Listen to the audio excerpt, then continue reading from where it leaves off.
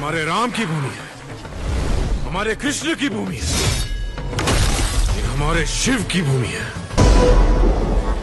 सोमनाथ को हाथ लगाने से पहले उन्हें इन वीरों से टकराना होगा।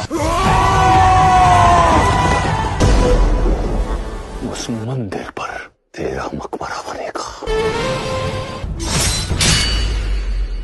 योद्धा की पहचान उसके तलवार पे लगे लहू से होती, उसके नाम से नहीं।